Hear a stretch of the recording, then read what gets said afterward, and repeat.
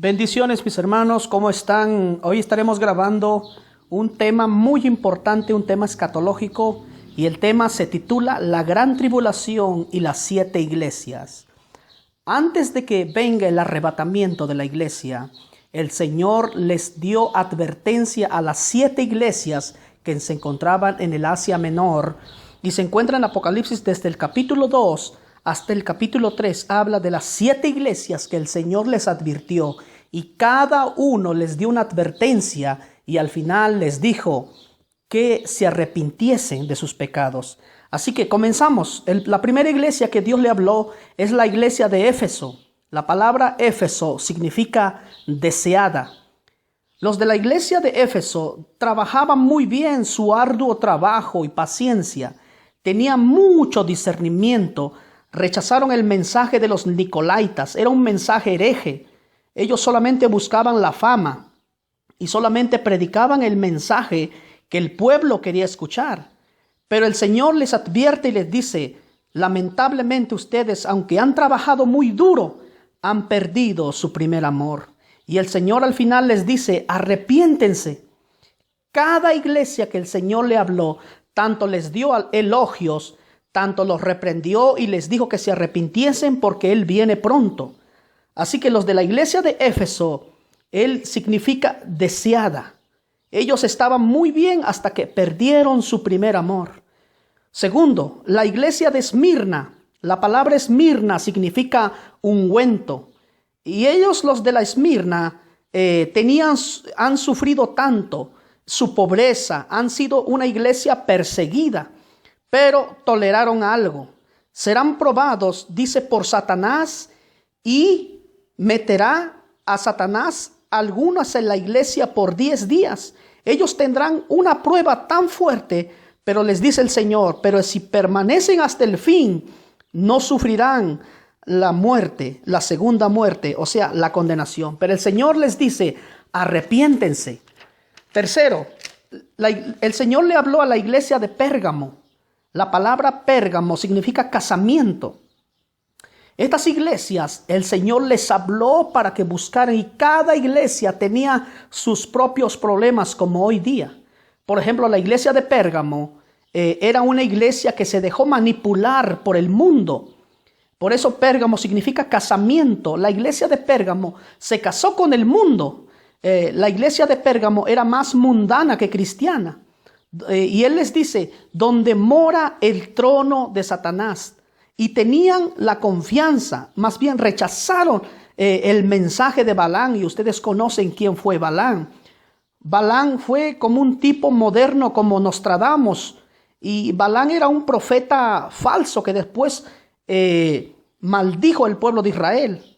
Pero la iglesia de Pérgamo era una iglesia que se dejó manipular, se dejó manejar por el mundo. Pero el Señor les dice que se arrepintiesen porque Él viene pronto. Luego dice el cuarto, la iglesia de Tiatira. La palabra Tiatira significa la que está cansada de sacrificios. Y eso se encuentra en Apocalipsis capítulo 2, verso 18. Los de la iglesia de Tiatira tenían amor, tenían paciencia y tenían servicio. Ellos le servían tan bien al Señor. Era una iglesia muy espiritual e iban en crecimiento. Pero lamentablemente les entró la inmoralidad. Y la inmoralidad entró por Jezabel. Y ustedes conocen quién es Jezabel. Una mujer controladora, una mujer manipuladora, una mujer seductora. Pero ese espíritu de Jezabel está en todo lugar. No solamente en la iglesia de Tiatira. Hay muchas iglesias hoy en día que están siendo manejadas por Jezabel. Se dejan manipular, se dejan manejar por Jezabel. Pero Jezabel, el Señor le dice que se arrepienta y no quiere. Dice que es profetisa, pero ha engañado a mucha gente. Los ha seducido, dice, los siervos de Dios. Lamentablemente hay muchas iglesias así hoy en día. Por eso es muy difícil hoy encontrar una iglesia de sana doctrina. Pero vamos a hablar del quinto. La quinta iglesia que el Señor le habló fue la iglesia de Sardis. La palabra Sardis significa los que escapan.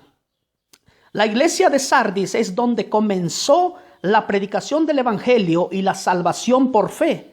Es cuando se levantaron los grandes hombres, los reformadores más poderosos, por ejemplo, como Martín Lutero. Ahí comenzó la reforma protestante. Por ejemplo, se levantaron en diferentes épocas grandes reformadores, por ejemplo, como John Knox. ¿Sabes lo que le dijo Dios a John Knox? John Knox le dijo a Dios: dame Escocia o si no me muero. John Knox era un hombre, un reformador poderoso, era un guerrero. No sé cuántos de ustedes han visto la película de Corazón Salvaje, o un hombre que actúa como Wallace. Era un hombre guerrero, pues así era John Knox. Era un hombre guerrero de parte de Dios, era muy valiente. El segundo reformador que Dios levantó en esa época se llama John Wycliffe, el hombre que tradujo la Biblia en inglés y después nos llegó a nosotros en español. Fue el hombre que desafió al Imperio Romano. Su mensaje fue el condenar el tema de la transubstanciación, según el Catecismo Católico, donde el vino, dicen, y la hostia se convierten en el cuerpo de Cristo. Y él los desafió, todos ellos. Fue un hombre muy poderoso. El tercer reformador que Dios levantó es John Huss. John Huss fue un hombre poderoso. Fue influenciado por John Wycliffe. Su mensaje fue condenar la corrupción y la venta de las indulgencias de la iglesia papal. Fue colgado y quemado por las órdenes del Papa.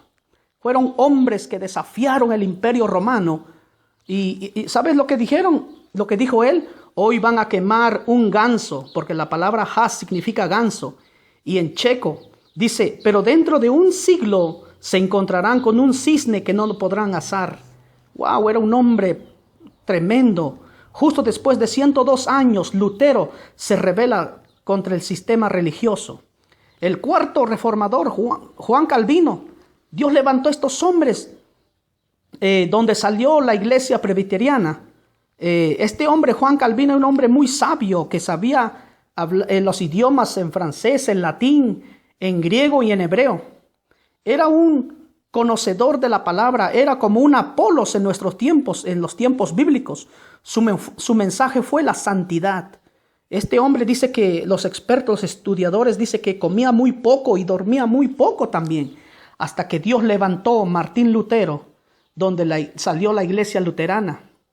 Dice que Lutero escribió 95 tesis y los pegó en la puerta de la iglesia, desafiando la iglesia tradicional.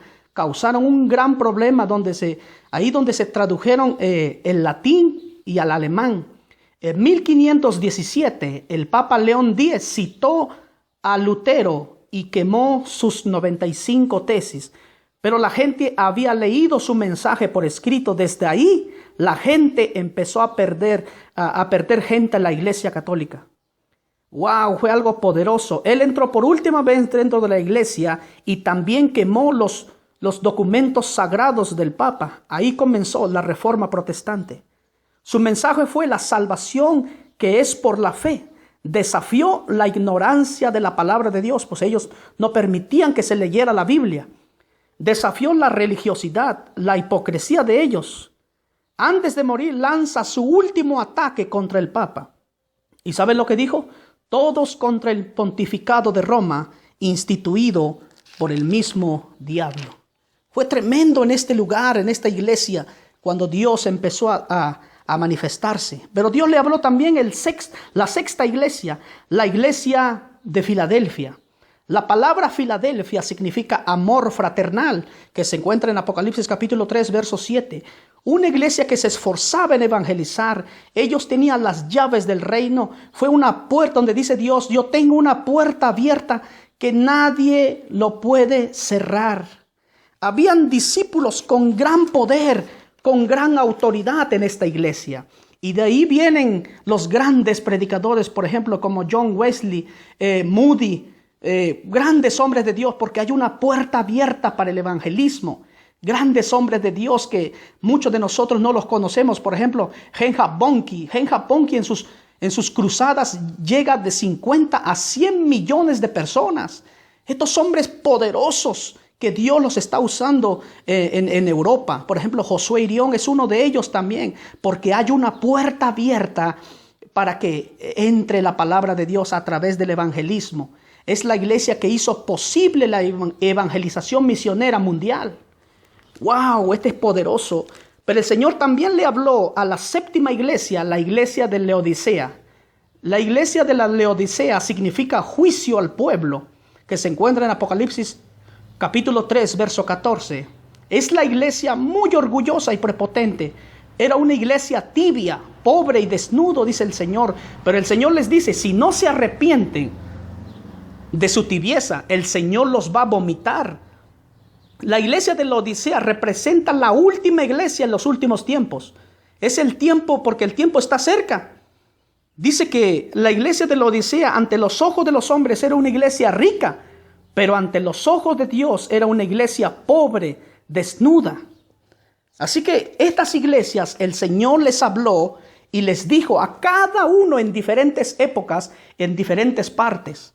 El Señor les dijo que se arrepintiesen de sus malos caminos. Cada uno de ellos el Señor los elogió, pero también les dijo en qué áreas están mal.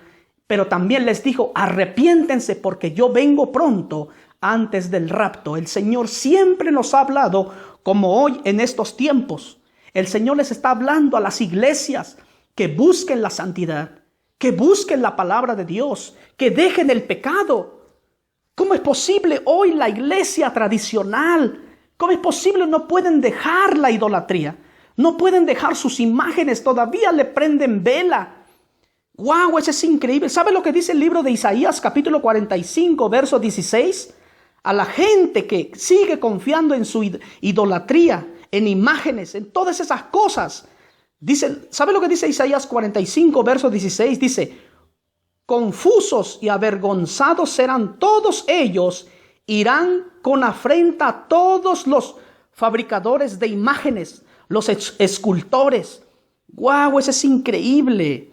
Cómo Dios está llamando a la iglesia tradicional que se arrepienta de sus pecados, que deje la idolatría, que deje el pecado. Hoy es el tiempo que el Señor le está hablando a la iglesia. Hoy es el tiempo que el Señor le está hablando a las 7 iglesias que representan a las iglesias que están en diferentes partes del mundo. Y les dice que se arrepientan de sus pecados. Antes de que venga el arrebatamiento, hoy es el tiempo donde nosotros debemos de buscar al Señor con todo el corazón, con todo el alma y con todas nuestras fuerzas. Así que, mi amigo, gracias por ver este video. Yo te animo que te suscribas a este canal para que no te pierdas de los videos que vamos a estar subiendo y yo te lo aseguro que vamos a aprender mucho. Así que bendiciones a todos nuestros hermanos y posiblemente muy pronto estaremos subiendo más videos. Bendiciones. Hasta luego.